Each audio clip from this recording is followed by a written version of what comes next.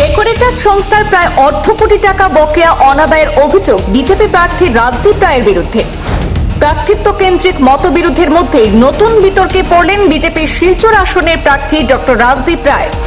কোটি টাকা বকেয়া অনাদায়ের অভিযোগ তুলে দলীয় নেতৃত্বকে নালিশ জানিয়ে রাজদীপ রায়কে বয়কট ঘোষণা।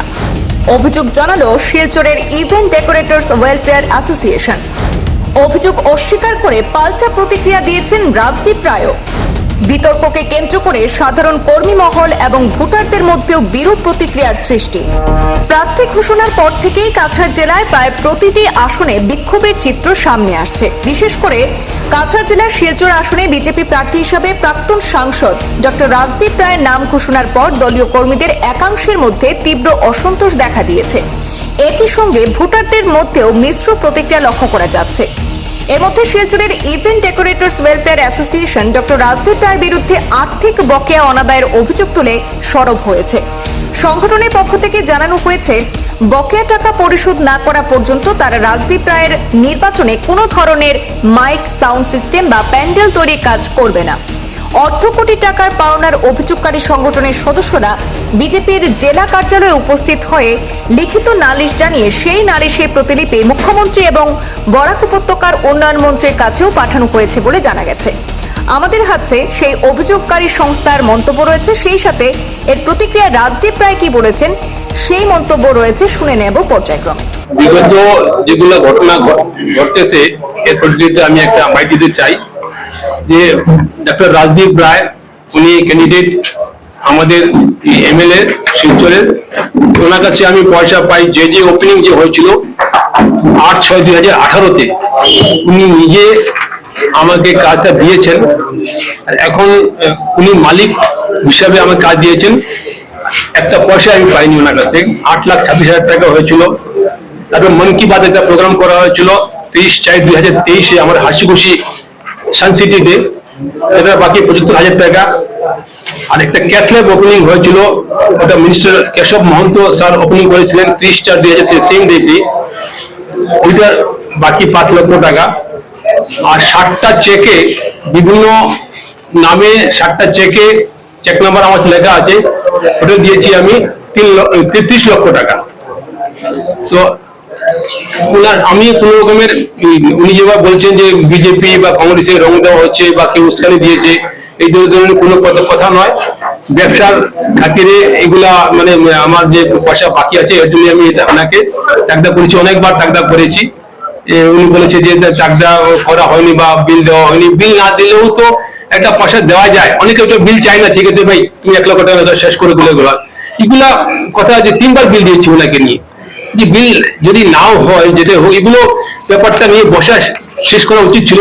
আমার সেক্রেটারিকে নিয়ে আমি কয়েকবার গিয়েছি, একবার গিয়েছি, ওনাকে আমাকে আশ্বাস দিয়েছিলেন যে আমি তোমাকে কল করবো, বসবো, আমরা বসে এটা সেটেল করবো। কিন্তু যাই হোক, এটা এখন পরিস্থিতি অন্যরকম মোড়ে নিয়ে নিয়েছে। আমি খুব দুঃখিত যে এটাকে অন্যরকম রং দিয়ে, এটা পার্টিগত রং দিয়ে এগুলো করা হচ্ছে, যাতে এটা না হয়। আর সবাই, আমি ওনার কাজ করবো, আমরা যে ডিসিশন নিয়েছি ওনার কাজ নিশ্চয় করবো, আমরা করতে চাই, আমরা অ্যাসোসিয়েশন দিয়ে করবো। উনি একবার বসুক, আমাদের বসের সঙ্গে আলাপ করুক, আলাপ করিয়ে আমরা চাই যে সুষ্ঠু পরিবেশটা আসুক, ঘুরে ফিরে আসুক। মান সম্মানটা আমাদের বড় জিনিস, টাকা পয়সা পরে হবে। আমি এটাই আমি নিবেদন রাখছি আপনাদের থ্রুতে, ডক্টর রাজদীপ রায় আমাদের সঙ্গে বসুক, বসে এটার সুরাহা হবে, এটাই আমি আশা করছি। কত টাকা? টোটাল 49 লাখ। মোট কত টাকা? টোটাল হচ্ছে 49 লাখ। 30 লাখ টাকা দেখা দিচ্ছে, এটা কি হয়? কোনো কারণ নেই, উনি চেয়েছেন একবার কিছু সাহায্য করে আমাকে, কয়েকদিনের জন্য অসুবিধা হচ্ছে আমার পয়সার জন্য, সাহায্য করা হচ্ছে। তখন 1 টাকা পাবে না, কোনো পয়সাই পাইনি।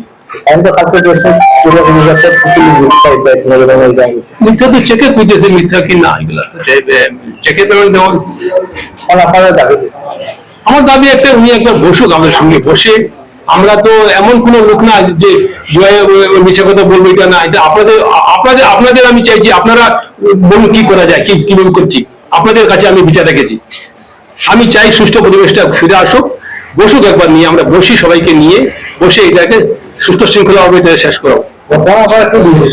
ডিসিশন তো নিয়ে এখন আপাতত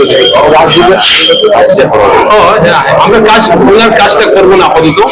আমি এই অ্যাসোসিয়েশনের থ্রুতে কোনোদিন কোনো কাজ করাইনি। আমার বিগত রাজনৈতিক জীবন আর আমার সামাজিক জীবন এই অ্যাসোসিয়েশনের কোনো কাউকে দিয়ে আমি কোনো কাজ করি না।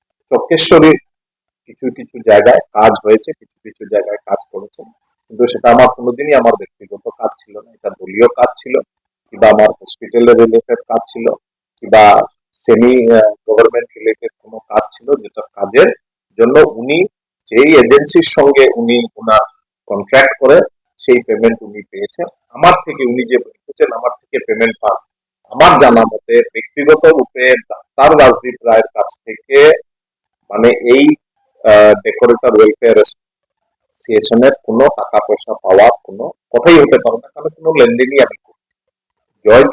জয় বড়দিয়ার যদি কিছু থাকে তাহলে সেটা শিলচর সিলেট ফেস্টিভ্যালের যারা অর্গানাইজিং ছিল, সেমি গভর্নমেন্ট অর্গানাইজেশন যেটা ছিল ইন্ডিয়া ফাউন্ডেশন, ওদের হিসাব ওনাকে ওরা করে দিয়েছে, পেমেন্ট করে দিয়েছে, ফুল পেমেন্ট হয়ে গেছে, এটা আমার জানা মতে আছে।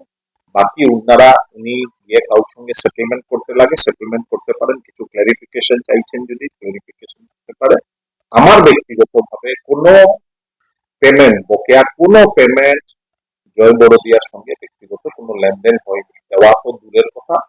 আমার সঙ্গে আবারও আমি রিটারেট করছি আপনাদের জ্ঞাতার্থে যে ডক্টর রাজদীপ রায় এবং জয় বড়দিয়ার মধ্যে কোনো ব্যক্তিগত কোনো লেনদেন নেই, কোনোদিন কোনো লেনদেন হয়নি। উনি সামাজিকভাবে আছেন, ভালো কাজ করেন, কিছু কিছু অর্গানাইজেশনের সঙ্গে জড়িত। আমিও সামাজিক জীবনে শিলচরেরই ছেলে, এখানে বড় হয়েছি, এবং যেগুলো কথা আমি আপনাদের কাছে বলছি সজ্ঞানে বলছি। আমার সঙ্গে জয় বড়দিয়া সাহেবের কোনো ব্যক্তিগত